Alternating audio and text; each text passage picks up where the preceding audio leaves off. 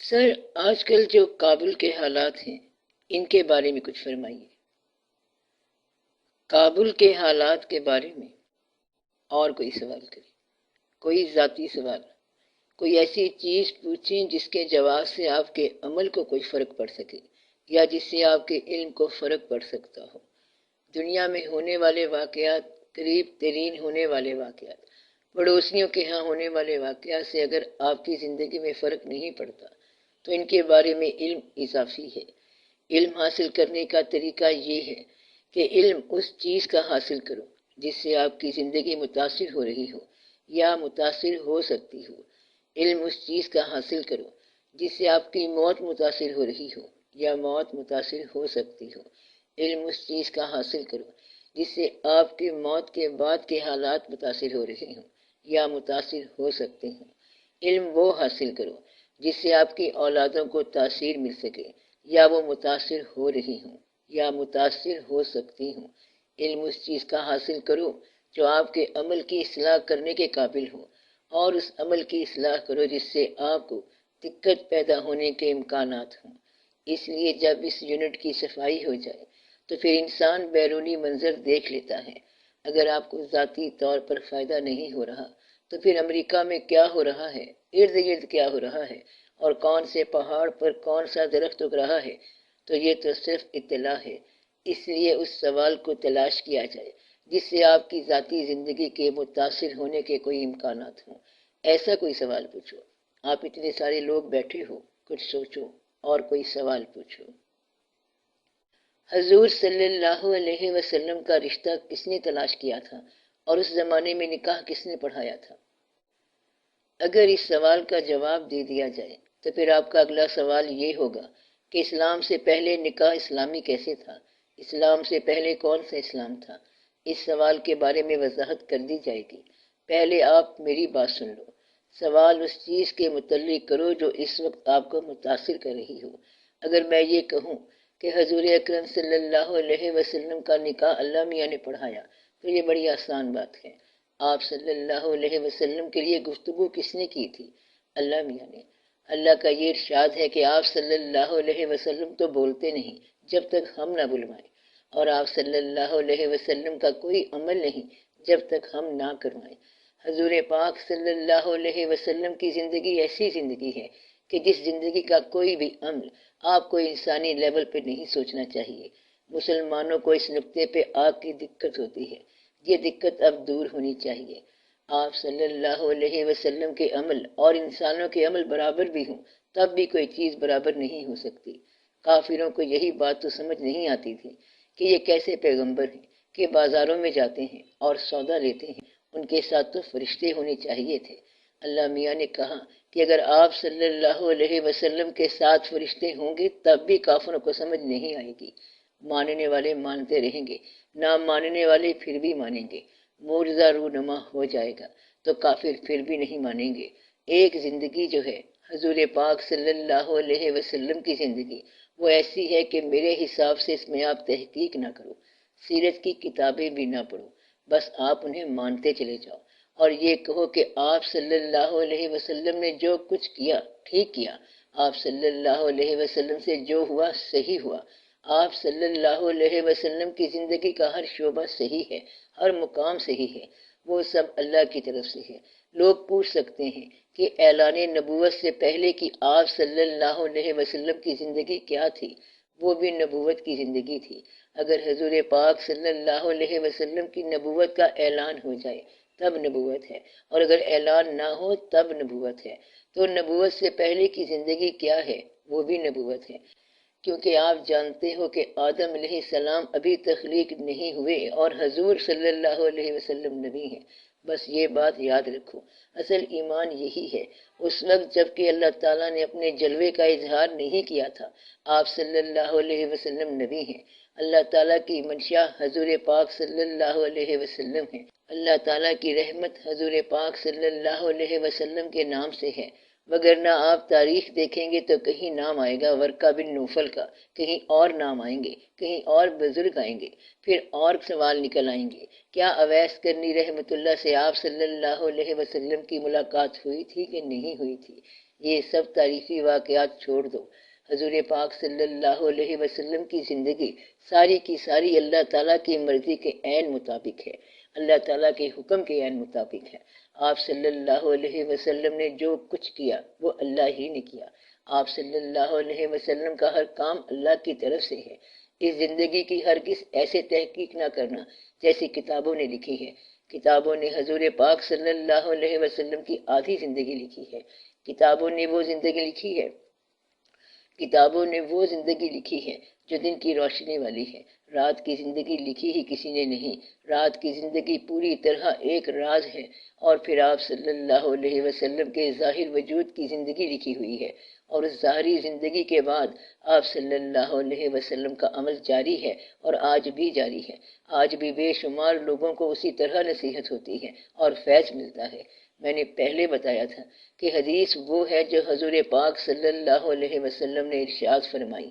اگر آج کسی کو ارشاد فرمائیں تو یہ حدیث تازہ ہے اور مکمل حدیث ہے، اس لیے اس بات کی بڑی ہی احتیاط کریں۔ اس ذات کے بارے میں آخری بات یہی ہے کہ ان کا ہر عمل اللہ تعالیٰ کا عمل ہے۔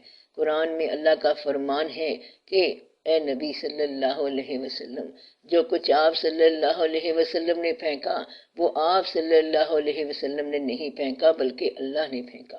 تو آپ صلی اللہ علیہ وسلم کا ہر عمل اللہ کے منشا اور اللہ کے حکم کے مطابق ہے۔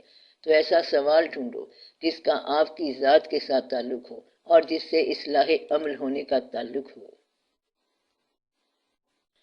انسان دوسرے کو تبلیغ کرنا چاہتا ہے، کسی چیز پہ مائل کرنا چاہتا ہے، اور یہ فرض بھی ہے، اور خود اس کا نمونہ بھی پیش کرتا ہے، لیکن بعض اوقات دوسرے آدمی پر اس کا اثر نہیں ہوتا، تو اس طرح تاثیر نہ ہونے کی کیا وجہ ہے؟ اس سوال کو آپ لے جاؤ ماضی میں، یعنی دور تک لے جاؤ، جس دن اللہ تعالیٰ نے فرمایا کہ آج کے دن تمہارے لیے دین مکمل ہو گیا۔ تو کیا اللہ کا اتنا ہی منشا تھا لوگوں کو دین پر لانے کا، یا اس کے علاوہ بھی کوئی منشا تھا؟ یہ غور والی بات ہے۔ حضور پاک صلی اللہ علیہ وسلم کی زندگی میں جتنے بھی مسلمان ہو چکے تھے، کیا اتنے ہی مسلمان کرنے کا منشا ہے یا اس کے علاوہ ہے؟ یعنی کہ ایک پیغمبر اپنی زندگی میں جتنے لوگوں کو اپنے دین پر لاتے ہیں، کیا ان کا منشا اتنے ہی لوگ ہوتے ہیں یا زیادہ ہوتے ہیں؟ دوسرا سوال یہ ہے کہ کیا کسی پیغمبر کا مشن مکمل ہو جاتا ہے یا نامکمل رہتا ہے؟ خاص طور پر حضور اکرم صلی اللہ علیہ وآلہ وسلم کا مشن دیکھیں کہ کیا آپ صلی اللہ علیہ وسلم کا مشن مکمل ہو گیا تھا یا کچھ مکمل ہونا رہ گیا تھا؟ یہ جو خواہش ہے کہ باقی لوگ بھی دین میں شامل ہوں اور وہ شامل نہیں ہوتے، تو اس کے بارے میں اللہ نے فرمایا ہے کہ آپ کا کام ہے ابلاغ کرنا، اور اس کے اندر آپ ملال نہ کرو۔ ابھی آپ نے پڑھا ہے کہ اے حبیب صلی اللہ علیہ وسلم، ان کے لیے برابر ہے کہ ان کو ڈراؤ یا نہ ڈراؤ، یہ ایمان نہیں لائیں گے، اس لیے آپ ملال نہ کرو۔ ان کو چاہے ڈراؤ یا ان کی اصلاح کرو اور ان کو اللہ کا کلام سناؤ، لیکن انہوں نے ادھر نہیں آنا۔ اس کی وجہ کیا ہے؟ ختم اللہ علی قلوبہم، ان کے دلوں پر اللہ نے مہر لگا دی ہوئی ہے، ان کی بصارتیں بند ہیں، ان کی سماعت بند ہے، اور یہ ایمان نہیں لائیں گے۔ منشا کیا ہوا؟ منشا یہ ہوا کہ آپ کے ذمے کسی انسان پر اس کی ہستی سے زیادہ بوجھ نہیں ڈالا گیا۔ اس بات پہ آزردہ نہ ہوا کرو کہ میں نے اپنے بھائی کو کہا تھا کہ میری طرح کے مسلمان ہو جاؤ، لیکن وہ میری طرح کا مسلمان نہیں۔ میں اس بات پر بڑا پریشان ہوں۔ اب اس کا بھائی کہتا ہے کہ تو کہاں مسلمان ہوتا پھرتا ہے، تو میری طرح کا ہو جا۔ اب دونوں کی اپنی اپنی سوچ ہے۔ اللہ تعالیٰ کا کیا ارشاد ہے کہ آپ اخلاص کے ساتھ اپنی کوشش کرو اور نتیجہ فورس نہ کرو۔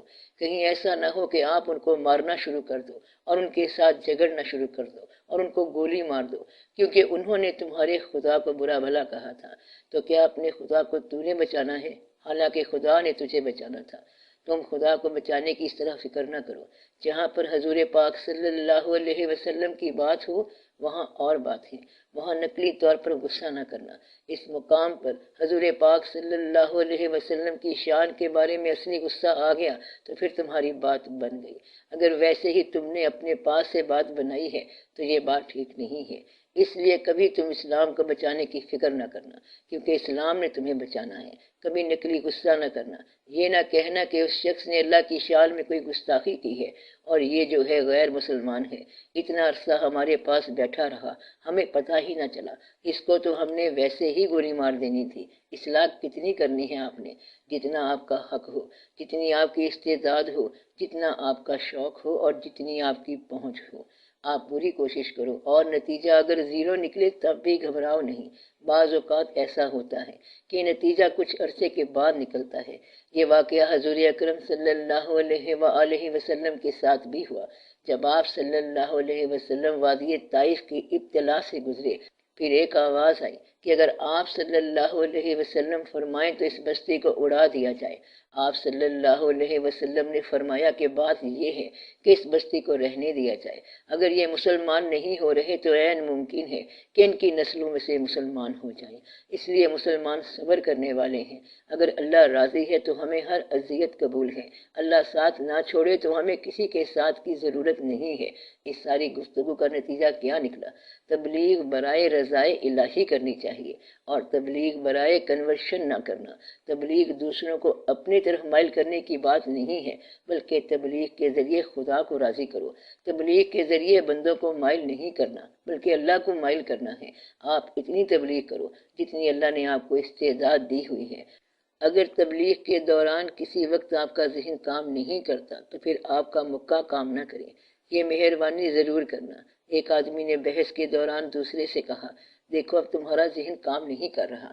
کہتا ہے، دیکھو اگر میرا ذہن کام نہ کرے تو میرے ہاتھ کام کرتے ہیں۔ اس نے کہا، ماشاءاللہ تیرا ذہن بہت اچھا کام کر رہا ہے، بس تو ہاتھ استعمال نہ کرنا۔ اس لیے یہ دیکھا گیا ہے کہ تبلیغ کرنے والا عام طور پر اریٹیٹ ہو جاتا ہے، غصہ کرتا ہے اور ناراض ہو جاتا ہے۔ یہاں سے تبلیغ فیل ہوئی کہ غصہ کرنا، ناراض ہونا، پریشان ہونا، دوسرے کو نتیجے کی طرف لے کے آنا، بلکہ زبردستی لے کر آنا، چابک سے لے کر آنا، برداشت کا مادہ بالکل نہیں ہے۔ تبلیغ میں یہ ضروری ہے کہ اس شخص کو پیغام دے دو کہ میں نے یہ سنا ہے، اصل بات یہ ہے، زندگی یوں ہے، پیغام یہ ہے اور آپ کے لیے بہتر ہے کہ آپ اس پر چلو۔ وہ اگر اس پر نہ چلے تو آرام سے کہو کہ وما علینا الا البلاغ، یعنی ہمارا کام تو تم تک بات کو پہنچانا تھا۔ یہ نہیں کہ آپ کے پاس تاثیر کم ہے۔ جن کے پاس سب سے زیادہ تاثیر ہے انہوں نے بھی سارے لوگوں کو مسلمان نہیں کیا۔ یہ تو حضور اکرم صلی اللہ علیہ وآلہ وسلم کی بات ہو رہی ہے۔ آپ بے شک اللہ کی بات کرو۔ اللہ قادر ہے، قیوم ہے، مطلق ہے، قیم ہے۔ آپ یہ بتاؤ کہ اللہ کے اختیار سے باہر ہونا کیا کسی کی مجال ہے؟ یہ سچ ہے کہ اللہ تعالیٰ نے یہ کائنات بنائی، آپ اچھی طرح یہ بات مانتے ہو۔ آپ یہ بھی مانتے ہو کہ اللہ نے خود فرمایا ہے کہ آسمانوں اور زمین کے لشکر اللہ کے لیے ہیں، یعنی اللہ کے پاس آسمانوں کی فوجیں ہیں اور زمین کی فوجیں ہیں۔ اللہ تعالیٰ جنات کا اللہ ہے، ملائکہ کا اللہ ہے اور انسانوں کا اللہ ہے، یعنی سب کا اللہ ہے۔ اتنا بڑا قوی اللہ ہے کہ قیم اللہ ہے اور قیوم اللہ ہے۔ شیطان کی کیا مجال ہے کہ اس کے حکم سے انکار کرے؟ اور اللہ خود یہ واقعہ سنانے والا ہے کہ شیطان نے انکار کیا تھا۔ اس نے انکار کیا ہے تو آپ اسے ٹھکانے لگا دو تاکہ دنیا آسان ہو جائے۔ اللہ نے کہا کہ میں نے ابھی اسے ٹھکانے نہیں لگانا اور تم نے بھی اسے ٹھکانے نہیں لگانا۔ شیطان اس طرح نہیں مرتا۔ آپ کنکر مارتے رہتے ہو تو کیا شیطان مرتا ہے؟ وہ نہیں مرتا۔ اس کا ایک راز ہے، اور وہ راز یہ ہے کہ خیر اور شر دونوں کا مالک اللہ ہے اور وہ دونوں کو رکھنا چاہتا ہے۔ آپ کے ذمے یہ ہے کہ آپ خیر کے راستے پر چلو اور شر میں سے جتنے بھی لوگ نکال سکتے ہیں انہیں نکال کے خیر میں داخل کرو، اور جو آپ کی کوشش کے باوجود شر میں رہ جائے اس پہ آزردہ نہیں ہونا، پریشان نہیں ہونا۔ پھر اس کے لیے دعا کرو، دعا کرو کہ آپ کو استعداد مل جائے تاکہ آپ زیادہ لوگوں کو تاثیر دے سکو۔ وہ شخص زیادہ استعداد والا ہوتا ہے جو اپنے ذاتی مسائل پیش کرنے والا نہ ہو۔ مثلا آپ اللہ سے دعا کرتے ہو کہ یا اللہ میرا بھائی اس طرح کا مسلمان ہو جائے جس طرح میں اچھا مسلمان ہوں۔ اس دعا کے ساتھ آپ اگر اللہ کے ہاں جاؤ گے تو اللہ کہے گا اللہ کہے گا کہ یہ تو بھائی کو مسلمان بنانے والا ہے، اچھی بات کر رہا ہے اور اچھا بندہ ہے۔ دوسرے دن آپ نے اگر یہ کہا کہ یا اللہ میرا ایک پلاٹ نکلانا چاہیے، اللہ کہے گا کہ یہ جھوٹا آدمی ہے، کبھی پلاٹ مانگتا ہے اور کبھی بھائی کی بھلائی مانگتا ہے۔ ایسا آدمی نیکی کے نام پر اپنا کام کرانا چاہتا ہے، پہلے کہتا ہے یا اللہ لوگوں کو مسلمان بنا، جب اللہ نے یہ دعا قبول کر لی تو پھر دو چار اپنے کام بھی پیش کر دیے۔ لوگوں میں یہ ایک بڑا مسئلہ ہے کہ پہلے دین کے نام پر ملتے ہیں اور پھر دنیاوی کام کرانا شروع کر دیتے ہیں، اس لیے بات میں تاثیر نہیں ہوتی۔ اس شخص کی بات میں تاثیر نہیں ہوتی جو فی سبیل اللہ کام کرتے کرتے دنیا کے کام شروع کر دے، اس میں دقت پیدا ہو جاتی ہے۔ تاثیر اس لیے نہیں ہوتی کہ تبلیغ والے دو طرح کے لوگ ہوتے ہیں، ایک وہ جو اپنی مرضی سے تبلیغ کرتے ہیں، اور دوسرے وہ لوگ ہوتے ہیں جو اللہ کی طرف سے تبلیغ کرنے کے لیے مامور ہوتے ہیں، یعنی انہیں مقرر کیا جاتا ہے۔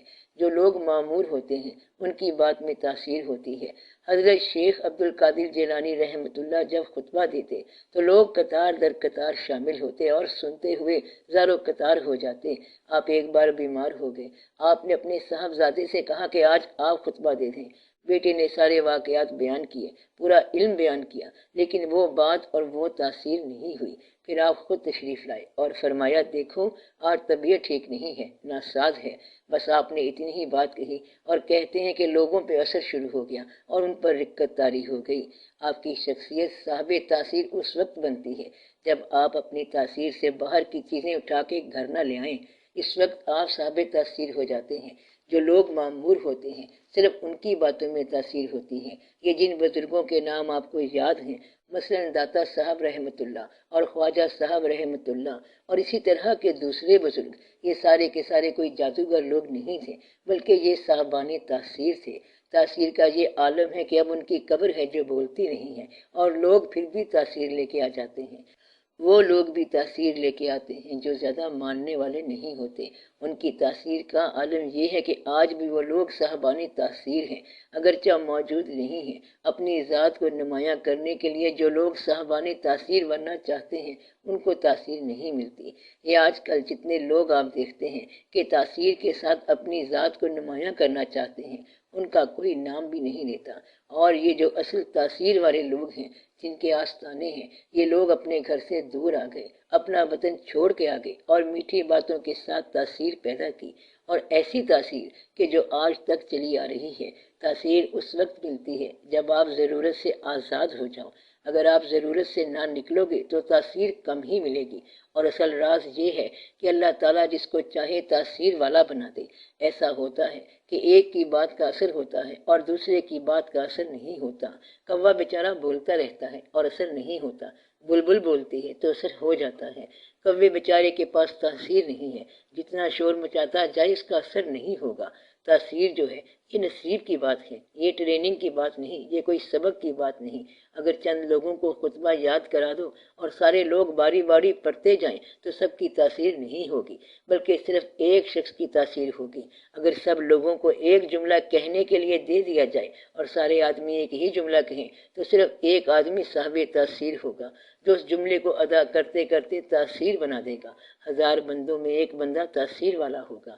زندگی میں آپ نے دیکھا ہوگا کہ ایک آدمی نے دوسرے آدمی کو دیکھا اور محبت ہو گئی، اس آدمی کو سب آدمیوں نے دیکھا اور کسی کو محبت نہیں ہوئی، یعنی دوسروں پہ تاثیر نہیں ہوئی۔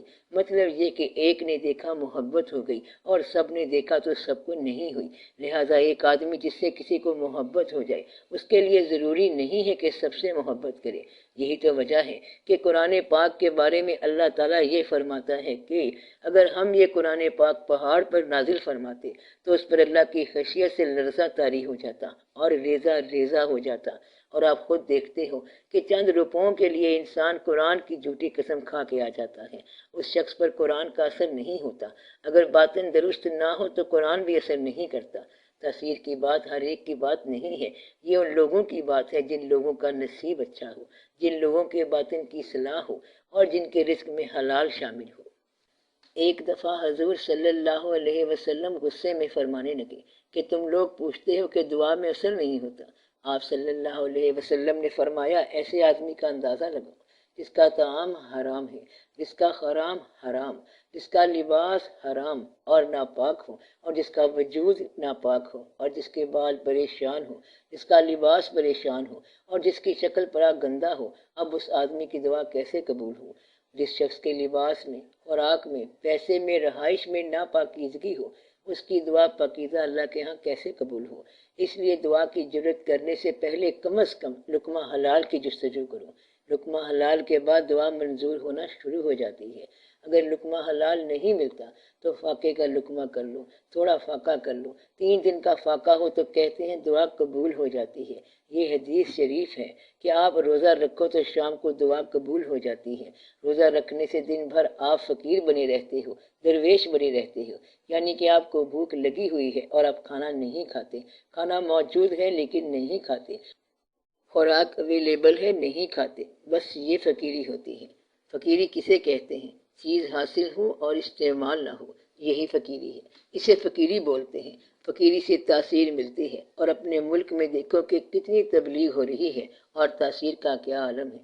اگر فرض کرو کہ ملک میں 3 لاکھ مسجدیں ہیں تو اس حساب سے 15 لاکھ اذانیں روزانہ ہوتی ہیں، اور قوم میں جو تعلیم ہو رہی ہے اور تاثیر ہو رہی ہے اس کا آپ خود اندازہ لگا دو۔ اب تو ایک مسجد کو کئی مسجدوں کے برابر گنو، بڑے بڑے مائکرو فون اور یونٹ لگے ہوئے ہیں، گویا کہ مسجدیں ایمپلیفائی ہو گئی ہیں، دور تک آوازیں تو پھیل گئی ہیں مگر تاثیر کم ہو گئی ہے۔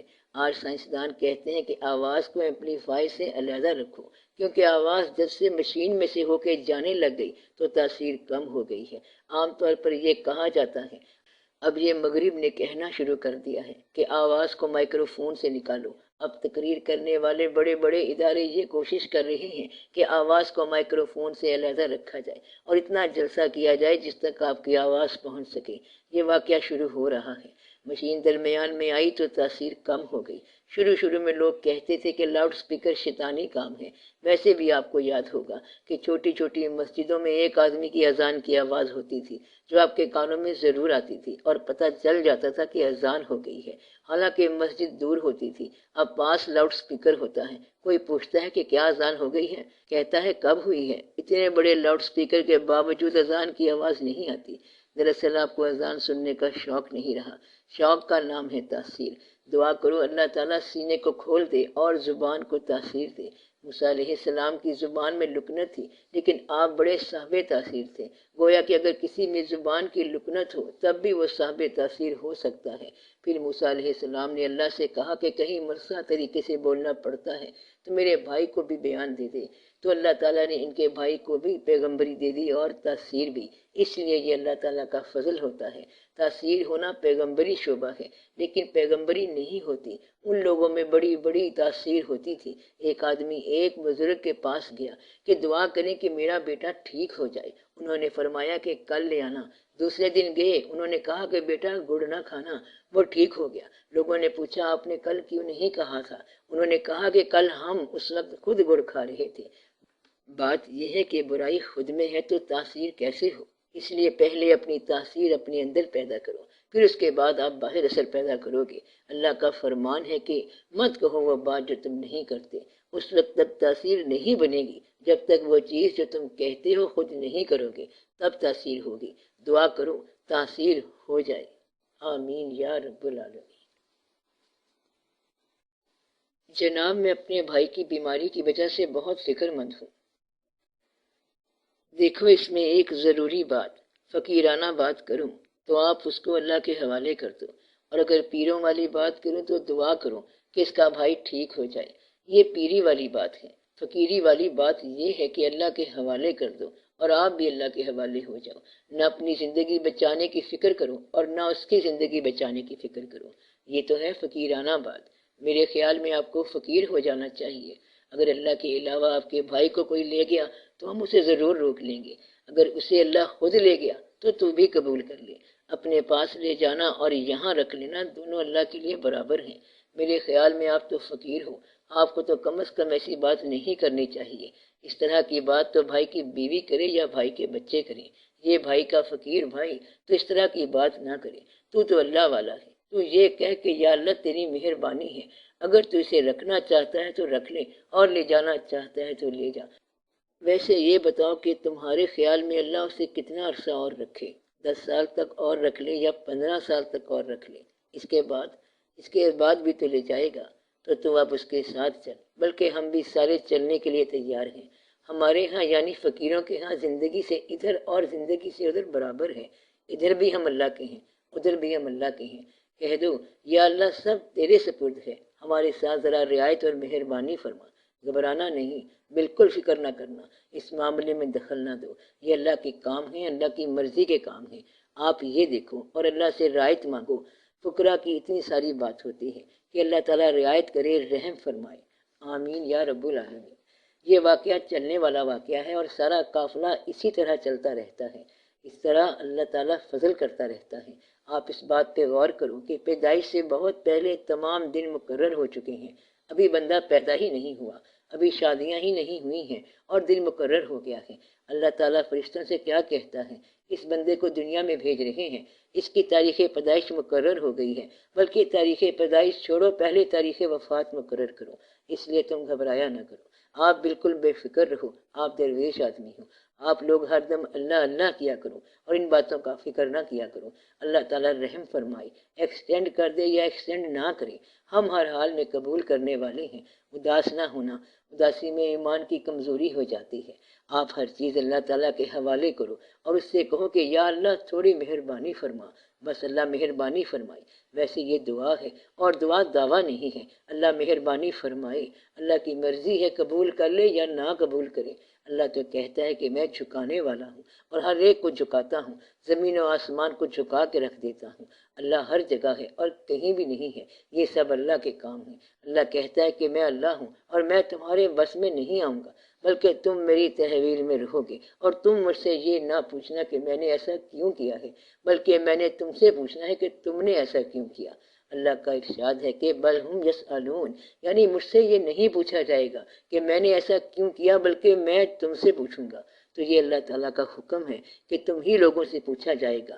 باقی یہ بزرگوں کا کام ہے کہ فوری طور پر لوگوں کے لیے دعا کرتے ہیں کہ ان کی خیریت ہو، ان کے بھائی کی خیریت ہو، ان کے سارے خاندان کی خیریت ہو، آپ سب کی خیریت ہو، آپ سب ہمیشہ سلامت رہو، ہمیشہ رونق لگی رہے۔ اللہ تعالیٰ ہمیشہ ہی ہر شے قائم رکھے، لیکن تم جانتے ہو کہ کوئی شے ہمیشہ نہیں ہو سکتی۔ اصل میں بات یہ ہے کہ جو لوگ آگے چلے گئے ہیں، یعنی آپ کے ماں باپ، وہ بڑی دیر سے وہاں آپ کا انتظار کر رہے ہیں۔ اگر ان کے پاس آپ چلے جائیں تو ادھر بچے اداس ہوتے ہیں، لیکن ہوتا یہ ہے کہ کچھ عرصہ ہم بچوں کے پاس رہتے ہیں اور پھر کچھ عرصے بعد ماں باپ کے پاس چلے جاتے ہیں۔ تو یہ سارا واقعہ جو ہے، اس میں دور دراز کی کوئی بات نہیں ہے، ایک ہی فیملی ہے ساری، ادھر بھی جہاں آباد ہے اور ادھر بھی جہاں آباد ہے۔ یہ جہاں ہم نے آباد کیا ہوا ہے اور وہ جہاں پہلے سے آباد ہے، اس جہاں میں آپ کے ابا اماں، نانا نانی اور دادا دادی سب بیٹھے ہوتے ہیں، وہاں رونقیں لگی ہوئی ہیں، وہاں پر میلے ہی میلے ہیں، پیغمبر وہاں پر ہیں، ولی وہاں پر ہیں، درویش وہاں پر ہیں، داتا صاحب رحمت اللہ، خواجہ صاحب رحمت اللہ، سارے لوگ ادھر ہی ہیں۔ غرض یہ کہ کائنات کا ہر خوبصورت واقعہ ادھر ہے، ادھر صرف انتظار ہے۔ آپ کو ہم بتاتے ہیں کہ آؤ ادھر کی سیر کر لو۔ جس دنیا میں آپ ہو، یہاں پریشانی ہوتی ہے، مصیبت ہوتی ہے، ملاوٹ ہوتی ہے، گھبراہٹ ہوتی ہے، خرچہ ہوتا ہے، آمدن کم ہوتی ہے، کوئی قابل اعتبار نہیں ہوتا، لوگ دھوکہ دے جاتے ہیں۔ یہ ہے تمہاری دنیا، اور اگلی دنیا کوئی ایسی نہیں ہوتی کہ تمہارے لیے غیر ہو۔ جو اللہ کے ساتھ ہے وہ اللہ ہی کے لیے ہے۔ یہ حادثات کی دنیا ہے، وہ حادثات کے خاتمے کی دنیا ہے۔ یہاں وہاں کا فرق نہیں ہے، ہم ادھر کے ادھر ہیں، ہم ادھر کے ادھر ہیں اور وہ ادھر جا کے بھی ادھر ہیں۔ اور جو ادھر ہے اگر حق پر نہیں ہے تو مرا ہوا ہے۔ کچھ لوگ زندگی میں مر جاتے ہیں، کچھ لوگ موت میں زندہ رہتے ہیں۔ تم مت گھبرایا کرو، ایمان میں کمزوری نہیں آنی چاہیے۔ اللہ تعالیٰ کبھی وقت سے پہلے نہیں لے جاتا اور کبھی وقت کے بعد چھوڑتا نہیں ہے۔ اس دنیا میں تو آ کے انسان کا دماغ سٹ پٹا گیا ہے، موت کا راز آپ کو سمجھ نہیں آیا۔ اللہ تعالیٰ سے کسی نے پوچھا کہ یا اللہ ادھر سے تو درود بھیجا جا رہا ہے، یعنی تیرا فرمان ہے کہ میں اور میرے فرشتے تو درود بھیجتے ہیں، اور یہ بھی فرمان ہے کہ ان سے کہہ دیجئے کہ اگر اللہ سے محبت کرتے ہو تو میری اطاعت کرو۔ تو پھر یہ موت کا کیا واقعہ ہے؟ اللہ فرماتا ہے کہ تم نہیں سمجھتے، یہ بھی محبت کا ایک حصہ ہے، گویا کہ وہ بھی محبت کا حصہ ہے۔ اگر اللہ اپنے محبوبوں کے ساتھ یہ واقعہ کرتا ہے تو یہ کوئی محبوبی فن ہے، اس لیے اس میں گھبرانے والی کوئی بات نہیں، اور یہ کوئی ظلم نہیں ہے، بلکہ یہ کوئی محبوبانہ بات ہے۔ اس راز کو دل میں رکھو اور اللہ تعالیٰ کی طرف رجوع رکھو۔ اللہ تعالیٰ آپ کی عمر دراز فرمائے، آمین یا رب العالمین۔ آپ نے فرمایا تھا کہ جنات 10 باتیں صحیح بتاتے ہیں لیکن 11ویں بات میں دھوکہ دے جاتے ہیں، کیا ان کی فطرت میں یہ چیز ہے؟ نہیں، ان کے علم میں یہ بات نہیں آتی۔ انسان اتنا بلند ہے کہ انسان ان کی گرفت میں نہیں آتا، یعنی جنات کی گرفت میں نہیں آتا۔ انسان کا جتنا ظاہر ہے وہ بیان کر لیتے ہیں، مثلا یہ کہ تم نے کل یہ کھایا تھا، آج یہ کھایا، یہ تمام چیزیں موکلات والے بتا سکتے ہیں۔ ایک بندہ موکلات والی ایک خاتون کے پاس گیا، وہ سورہ رحمان کی عامل تھی، جا کے پوچھا کہ ہماری ایک چیز گم ہو گئی ہے۔ اس نے کہا جو چیز گم ہوئی ہے وہ زیور تو فلاں کٹورے کے اندر رکھا ہوا ہے اور غلطی سے رکھا گیا ہے، کسی نے چوری نہیں کی ہے۔ اس شخص نے جا کے دیکھا تو زیور وہاں پڑا ہوا تھا۔ بعض اوقات موکل کو بات سمجھ نہیں آتی کہ ہے کیا، وہ پھر اپنی طرف سے لگاتا ہے کہ فلاں جگہ چلے جاؤ، ایسا ہوگا۔ فرض کرو ایک جن ہے جو آپ کو ساری باتیں بتاتا ہے، وہ آپ کو فٹافٹ بتا دے گا کہ فلاں چیز فلاں جگہ ہے، اور جب ضرورت ہوگی اور اسے سمجھ نہ آئے تو وہ کہے گا کہ میرے خیال میں آپ کے بھائی نے آپ کے ساتھ یہ واقعہ کیا ہے، تو آپ کا اپنے بھائی کے ساتھ فوراً جھگڑا ہو جائے گا۔ ایک مرتبہ ایک شخص کو جن والے بابے نے بتایا کہ یہ جو تمہاری کتابیں چوری ہوئی ہیں یہ فلاں وکیل کے منشی نے چرائی ہیں۔ اس کو یقین آ گیا، وکیل صاحب نے مار کٹائی شروع کر دی اور پھر کتاب برآمد ہو گئی، لیکن کتاب پر اس آدمی کا نام نہیں تھا۔ کچھ عرصے بعد ایک چور پکڑا گیا، اس کے پاس سے وہ کتابیں برآمد ہو گئیں۔ اب وہ کہنے لگا کہ یہ کتابیں تو پہلے برآمد ہو گئی تھیں کیونکہ جن بابا نے بتا دیا تھا۔ پھر اس کو خیال آیا کہ میں نے تو کتاب کے صفحہ 20 پر نام لکھا تھا، کتاب کھول کر دیکھی تو چوری سے برآمد ہونے والی کتاب صحیح نکلی۔ یہ ہے جن بابے کی بات۔ آپ کو کہے گا کہ یہ تالا لگا دو، درخت کے ساتھ یہ رسی لگا دو، جب دھاگا ہلے گا وہ فوراً واپس آ جائے گا، اور پھر کام پورا ہو یا نہ ہو۔ لہذا ان کے ہاں اختیار بھی پورا نہیں ہوتا اور بعض اوقات اطلاع بھی پوری نہیں ہوتی، اس لیے ان کو ماننے والا اکثر دھوکہ کھا جاتا ہے۔ جنات کی آواز پر چلنے والا آخر برباد ہو جاتا ہے۔ ہوتا یہ ہے کہ جنات دھوکہ دے جاتے ہیں بلکہ وہ خود دھوکہ کھا جاتے ہیں۔ مثلا ایک آدمی ایسا ہے جو باتیں بتا دیتا ہے، زیادہ بولنے والا سچ تو بول جائے گا مگر اس میں کچھ جھوٹ بھی بول جائے گا کیونکہ اس کو زیادہ بولنے کی عادت ہے۔ مثلا ایک شخص جو ہر ایک کو بتاتا ہو کہ تم یہ کرو تم وہ کرو، اب اگر ایک مقام پر بلینک پوائنٹ آ گیا تو بات اس کی گرفت میں نہیں آئے گی۔ پھر جن ایک اور بات کر گیا کہ تیرے گھر میں فلاں بات ہے، اور اصل میں وہ گپ تھی۔ جن جو ہوتا ہے وہ ضدی ہوتا ہے اور وہ کبھی نہیں کہتا کہ میں نہیں جانتا، وہ اس بات کو تسلیم نہیں کرتا کہ وہ نہیں جانتا۔ انسان تو کہہ دیتا ہے کہ میں نہیں جانتا، تو انسان میں اس لحاظ سے بڑی عظمت ہے کہ وہ کہہ دیتا ہے اور اعتراف کر لیتا ہے کہ میں نہیں جانتا۔ فرشتے بھی کہہ دیتے ہیں کہ ہم نہیں جانتے، لا علم لنا الا ما علمتنا، یعنی کہ ہم نہیں جانتے سوائے آپ نے جتنا بتایا، بس اتنا ہم جانتے ہیں۔ ابلیس بھی جن تھا، نار سے بنا ہوا تھا، وہ کہتا ہے انا خیر منہم، یعنی میں ان سب سے بہتر ہوں۔ وہ بہتر ہونے کا دعویٰ کرتا رہتا ہے اور طاقت کا دعویٰ کرتا رہتا ہے، اس لیے دھوکہ کھا جاتا ہے۔ جنات کو یا موکلات کو قابو کرنا ایسے ہے جیسے قرآن مجید میں فرمایا گیا ہے کہ ثمناً قلیلا، یعنی سستی قیمت میں بیچ دینا ہے۔ قرآن کو بالکل نہ بیچو۔ قرآن سے عمل نکالنا، رمل نکالنا، جن نکالنا، موکلات نکالنا اور اس کو عملیات بنانا، یہ سب غلط ہے۔ قرآن اللہ کا کلام ہے، متبرک کلام، بس اسے متبرک بنا کے پڑھتے جاؤ، اس میں سے کچھ نہ نکالو، عملیات کو رہنے دو۔ بس یہ جو حضور اکرم صلی اللہ علیہ وسلم نے آپ کو چیز دی ہے اس کو پڑھتے جاؤ اور اس کے مطابق عمل کرو۔ سر موکلات کیا ہوتے ہیں؟ موکلات ایک طاقت ہوتی ہے، ایک پاور ہوتی ہے۔ موکلات کے اندر ایک ایسی پاور ہوتی ہے جس پر وہ معمور ہوتے ہیں اور ہر ایک آیت کے ڈیفنس یعنی دفاع کے اوپر معمور ہوتے ہیں۔ اللہ تعالیٰ کہتا ہے کہ میں قرآن کی حفاظت کرتا ہوں، اور موکلات جو ہیں وہ اللہ کی طرف سے اس ماسٹر کاپی کے محافظ ہوتے ہیں، یہ کبھی غلطی نہیں ہونے دیتے کیونکہ وہ اس کے اوپر معمور کیے گئے ہیں۔ موکلات ملائکہ کی ایک قسم ہے۔ جب آپ کہتے ہیں کہ کچھ ڈھونڈتے ہوئے اچانک مجھے خیال آیا کہ یہاں بھی دیکھ لو، اور جب وہاں پر دیکھا تو وہی چیز موجود تھی، یہ کون تھا؟ یہ موکل تھا۔ اور انسان کہتا ہے کہ میں سویا ہوا تھا، اچانک ایک جھونکا آیا، جھٹکا لگا، میں نے دیکھا کہ کوئی بندہ ہے، بندہ تو کوئی تھا نہیں، دیکھا تو پورے 3 بجے ہوئے تھے۔ میں نے کہا کہ تہجد کا وقت ہو گیا، چلو نماز پڑھ لو۔ اس رات بڑی قبولیت کی نماز تھی، یہ یک لخت کیسے ہو گیا؟ یہ موکل تھا جس نے آپ کو جگایا۔ چیزوں کے بھی موکلات ہوتے ہیں، سورہ رحمان کے اندر بھی ہیں، سورہ یاسین کے اندر بھی ہیں، بلکہ ہر چیز میں اور طرح کے واقعات میں موکل ہوتے ہیں، لیکن یہ بغیر اذن کے نہیں کرنا چاہیے۔ اور میں یہ کہتا ہوں کہ موکلات کے لیے قرآن پڑھنا ہی نہیں چاہیے۔ قرآن کو برکت کے لیے پڑھو، موکلات کے لیے نہ پڑھو۔ اور اگر پتہ چل جائے کہ کہیں جنات ہیں تو ان سے بچو، ہمیشہ غیر جنس سے بچو۔ جنات اگر آپ سے مذاق بھی کریں گے تب بھی آپ کو اڑا کے رکھ دیں گے۔ جنات کو قابو کرنے والی بات بڑی مشکل ہے۔ جنات کی جنس اور ہے، بے جنس کے ساتھ دوستی نہ کرنا، ان کے ذریعے عرفان نہیں ہو سکتا۔ عرفان کے لیے اللہ تعالیٰ نے انسان کو بنایا۔ معرفت الہی جو ہے فرشتوں کو نہیں ہے، کیونکہ انہوں نے منشائے الہی کو نہیں پہچانا کہ آدم علیہ السلام کی تخلیق ہوئے، بلکہ انہوں نے کہا کہ یہ تو فساد کرے گا اور ہم آپ کی عبادت کرتے ہیں۔ معرفت الہی ابلیس کو بھی نہیں ہے، کیونکہ وہ جان نہ سکا کہ اللہ کا منشا کیا ہے۔ معرفت الہی پیغمبروں میں بھی پوری نہیں ہوئی۔ ترتیب وار بتدریج کہیں نہ کہیں آپ کو کمی نظر آ جائے گی۔ معرفت الہی جو ہے وہ مکمل طور پر صرف حضور پاک صلی اللہ علیہ وآلہ وسلم کے پاس آئی۔ اور آپ صلی اللہ علیہ وسلم نے کیا کہا؟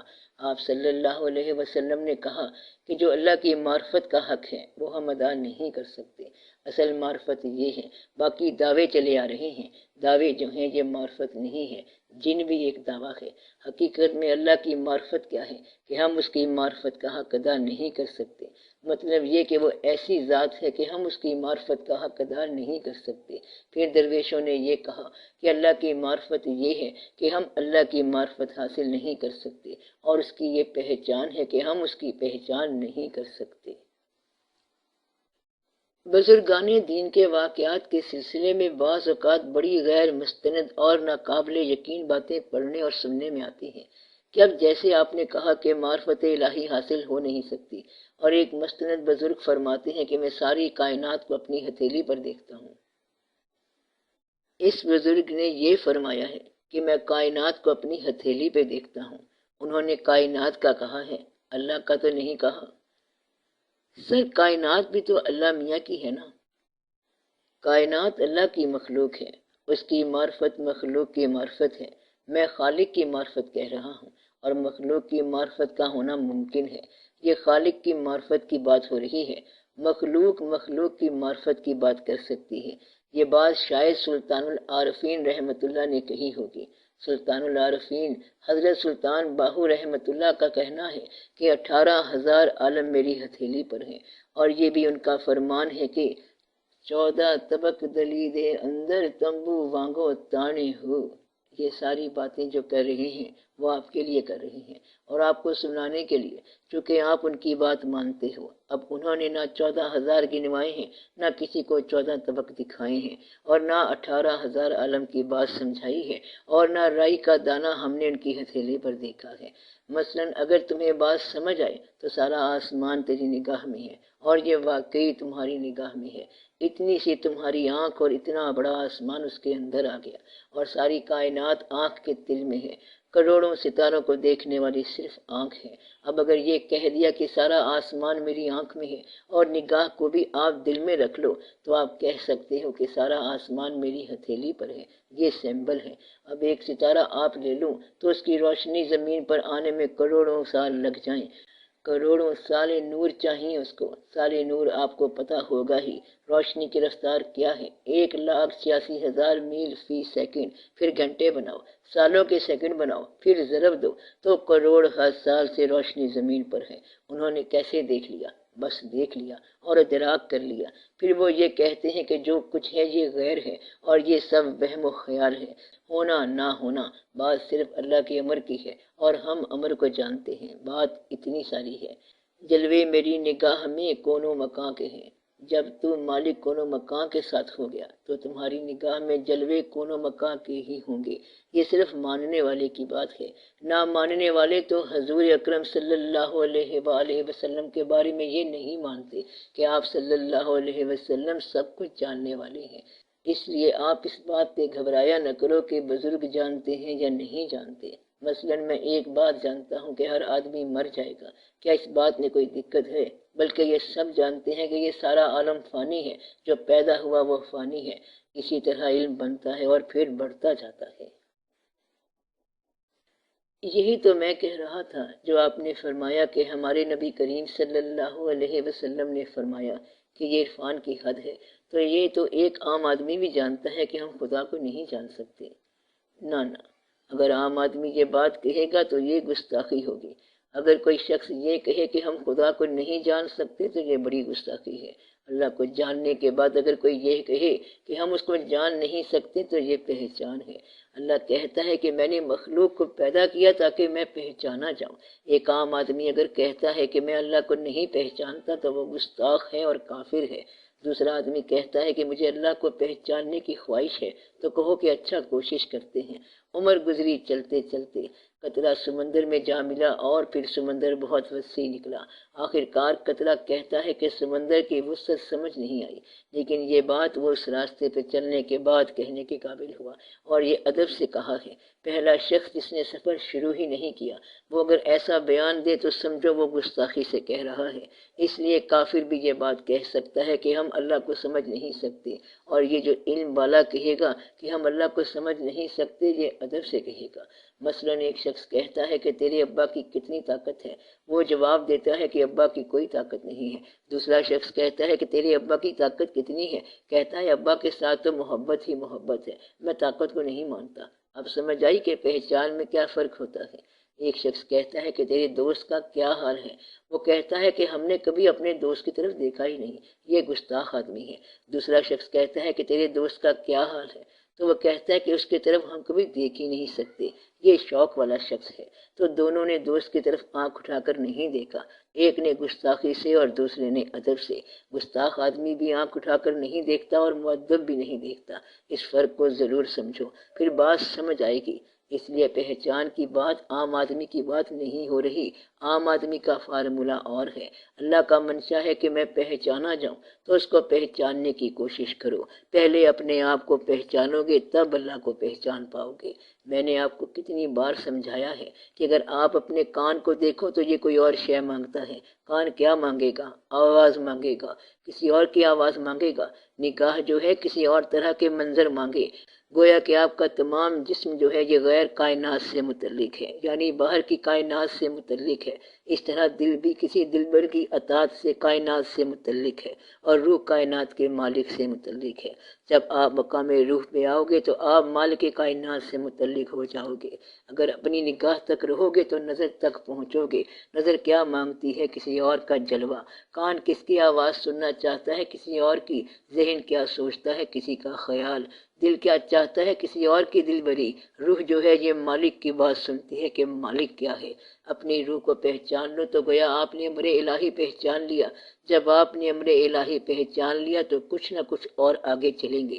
پھر آپ یہ پوچھیں کہ ارادے بنتے کیسے ہیں، ارادے ٹوٹتے کیسے ہیں، دعا منظور کیسے ہوتی ہے، دعا نامنظور کیسے ہوتی ہے، اور پیغمبر پر ایمان لانا کیوں ضروری ہے، اللہ کا منشا کیا ہے، میرے ہونے کا کیا فائدہ، میرے نہ ہونے کا کیا فائدہ ہے، مجھے بھیجا کیوں گیا، پھر مجھے بلایا کیوں گیا۔ ان سوالوں کا جواب حاصل کرو گے تو ساری معرفت حاصل ہو جائے گی۔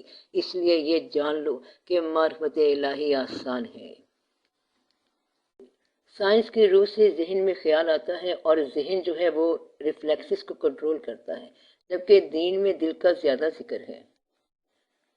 دین کے اندر ذہن، دل اور روح کی ایک باؤنڈری لائن ہے۔ کوئی سائنس آج تک یہ طے نہیں کر سکی کہ یہاں ذہن ختم ہو جاتا ہے اور یہاں سے دل شروع ہوتا ہے۔ سائنس میں صرف ذہن اور دل اصطلاح ہے۔ سائنس یہ نہیں بتا سکتی کہ ذہن میں جو خیال آتے ہیں وہ کہاں سے آتے ہیں، اور کسی ذہن میں آنے والا خیال تو کئی زمانوں پر محیط ہوتا ہے۔ مثال کے طور پر پاکستان بنانے کا خیال کس کو آیا اور کیسے آیا؟ یہ ایک آدمی کا خیال تھا اور ہمارے لوگوں کا نصیب بن گیا۔ اسی طرح کسی ایک آدمی کو جنگ کا خیال آیا اور بے شمار لوگوں کا نصیب خراب ہو گیا۔ جس طرح آنے والے زمانے کا خیال ہوتا ہے، اسی طرح بعض اوقات گزرے ہوئے زمانوں کا خیال ہوتا ہے اور بعض اوقات حال کا خیال ہوتا ہے، اور یہ اچانک ہوتا ہے۔ سائنس اور مذہب کا جو اختلاف ہے وہ دراصل اختلاف ہے ہی نہیں، صرف سائنسی بندے اور مذہبی بندے میں اختلاف ہے۔ سائنس جو ہے وہ اللہ تعالیٰ کی حکمت کا نام ہے اور مذہب اللہ تعالیٰ کی عبادت کا درجہ ہے۔ سائنس جو ہے وہ اللہ تعالیٰ کی حکمت کا نام ہے اور مذہب اللہ تعالیٰ کی عبادت کا درجہ ہے۔ یہ دونوں اللہ کی طرف سے مہربانیاں ہیں، مگر بندوں نے اسے آپس میں اختلاف بنا دیا۔ آپ کے اندر دماغ اور دل ہے۔ اب دماغ اور دل کا فرق یہ ہے کہ جب آپ کوئی چیز حاصل کرنا چاہو گے تو یہ دماغ ہے، اور جب آپ کوئی چیز دینا چاہو تو دل ہے۔ اگر آپ احسار کرنا چاہو تو یہ دل ہے، اور اگر آپ حاصل کرنا چاہو تو یہ دماغ ہے۔ دماغ عام طور پر حاصل کرنے پر خوش ہوتا ہے اور دل عام طور پر دے کر خوش ہوتا ہے۔ سائنس اور مذہب کے فرق کو آپ اس طرح سمجھو کہ مستقبل کا خیال کرنے والی اور مستقبل کی آسائشوں کا خیال کرنے والی چیز کو سائنس کہتے ہیں، اور مذہب ماضی کے رشتے جوڑنے والا ہوتا ہے۔ مذہب کسی کے ساتھ کلمہ پڑھ کے نسبت قائم رکھنے کو کہتی ہے۔ مذہب عبادت کی طرف رجوع کرتا ہے اور سائنس عبادت کی بات نہیں کرتی، بلکہ سائنس آسائش کی بات کرتی ہے۔ دونوں میں فرق یوں سمجھ لو۔ اس فرق کو ایسے سمجھو کہ سائنس ایک ایسا بحری جہاز بناتی ہے جو ڈوبے نہ۔ دماغ سے پوچھو تو وہ کہے گا کہ یہ شپ ڈوبنے نہ پائے۔ اگر دماغ سے پوچھو کہ منزل مقصود کہاں ہے تو وہ یہ نہیں بتائے گا۔ منزل مقصود بتانا دل کا کام ہے۔ اگر دماغ سے پوچھیں کہ موسم کیسے بدل گئے ہیں تو وہ کہتا ہے کہ ہوا کی وجہ سے، سورج کی گردش کی وجہ سے اور زمین کی حرکت کی وجہ سے، اور یہ خط جدی اور خط استوا کی وجہ سے اور سورج کی روشنی کی وجہ سے۔ دماغ کی یہ باتیں ٹھیک ہیں، مگر دماغ سے اگر پوچھیں کہ یہ بتاؤ کہ سورج کیوں ہے تو وہ کہتا ہے کہ یہاں ہم فیل ہیں۔ پھر پوچھو دن کیوں ہے اور رات کیوں ہے تو وہ کہے گا کہ سورج کی حرکت سے دن رات پیدا ہو رہے ہیں اور زمین کی حرکت سے دن رات پیدا ہو رہے ہیں۔ اور اگر اس سے پوچھو کہ زمین کو متحرک کس نے کیا، کہتا ہے کہ یہاں آ کر سائنس فیل ہو جاتی ہے۔ سائنس زمین کی حرکت کے نتیجے نکالتی رہتی ہے کہ کس طرح اس میں تغیر ہوگا، تبدل ہوگا، لیکن زمین کو حرکت دینے والی کیا شے ہے اور کون سی طاقت ہے، یہاں آ کر سائنس فیل ہو جاتی ہے۔ سائنس فطرت تک پہنچتی ہے اور مذہب فاتر تک پہنچتا ہے، اور اگر تم فاتر تک نہ پہنچو تو پھر سائنس تمہاری گمراہی ہے۔ اب آپ دیکھو کہ سمندر، جہاز اور دوسرے واقعات سائنس کی بدولت ہیں، مگر پھر بھنور کیا ہے؟ یہ مقدر ہے۔ یہ مقدر کس نے بنایا؟ یہاں سائنس فیل ہو جاتی ہے۔ سائنس کا علم کیا ہے؟ سب قوتیں جو ہیں یہ اپنا دفاع چاہتی ہیں اور اپنے دفاع کے لیے اور موت سے بچنے کے لیے دوسری قوموں پر اٹیک کی تیاری کر رہی ہیں۔ یہ ہے تمہاری سائنس۔ بس سائنس کا اتنا سا علم ہے۔ سائنس کا کام یہ ہے کہ دفاع کو اٹیک سے کنٹرول کرتی ہے، اور دوسرا ملک بھی دفاع کو اٹیک سے کنٹرول کرے گا۔ تو in order to have peace they are preparing for war and they will go to war. Science بیچاری کا کل کنٹرول یہ ہے کہ امن کی خاطر جنگ لڑے گی، اور یہ ہے اصل فساد۔ اگر ہم مذہب کی طرف جائیں تو مذہب میں دوسرے کا حق زیادہ ہے، یعنی دوسرے شخص کو حق دو۔ سائنس کو اگر نیگیٹیوٹی سے بچا لیا جائے اور نقصان دینے سے بچا لیا جائے تو یہ سائنس مذہب ہے۔ جس طرح سائنس نے انسان کی خدمت کی ہے اور زندگی کو آسانی دی ہے، تو اگر زندگی سائنس کو قبول کر لے تو اس طرح کی سائنس عبادت ہے، مذہب ہے۔ لیکن ہماری زندگی نے سائنس قبول نہیں کی ہے۔ آسائش کی ساری باتیں دیکھ لو۔ آسائش اور آرام سے رہنا بیماری کا باعث ہے۔ اگر آپ ٹھنڈے کمرے میں بیٹھے ہو اور باہر گرمی میں نکل آؤ تو بیماری ہو سکتی ہے۔ ہماری میڈیسن بہت ڈیولپ کر گئی ہے، سائنس نے بہت ترقی کر لی ہے، مگر بیماری ختم نہیں ہو سکتی۔ لاہور کتنا بڑا میٹروپولیٹن سٹی ہے اور میٹروپولیٹن بڑا طاقتور شہر ہوتا ہے، لیکن آپ بھی جانتے ہیں، ہم بھی جانتے ہیں کہ شہر میں مچھر بڑے ہیں۔ بڑی شرمندگی کی بات ہے، مکھیاں بڑی ہیں، کمروں میں چھپکلیاں ہیں، بڑے افسوس کی بات ہے اور بڑی شرمندگی کی بات ہے۔ 20ویں صدی گزار رہے ہیں ہم لوگ، اور ہم اتنے بڑے مہذب لوگ ہیں اور کمپیوٹر کی ایج میں رہ رہے ہیں، مگر مچھر، مکھیاں، چھپکلیاں اسی طرح زندہ ہیں۔ اب اصل بات کی طرف آؤ کہ سائنس نے آپ کو کیا دیا ہے اور کیا نہیں دیا، اور مذہب نے کیا کیا کیا اور کیا نہیں کیا۔ اس بات کو چھوڑو، اب یہ سوچو کہ آپ کی زندگی 4 روزہ ہے۔ سائنس کے ذریعے اپنی زندگی ڈیولپ کرو اور مذہب کے ذریعے عبادت کرو اور آرام سے رخصت ہو جاؤ۔ بہتر بات یہ ہے کہ سائنس اور مذہب کو آپ ملا کر چلو اپنی اس طرح کی گاڑی سے اپنے آخری مقام تک۔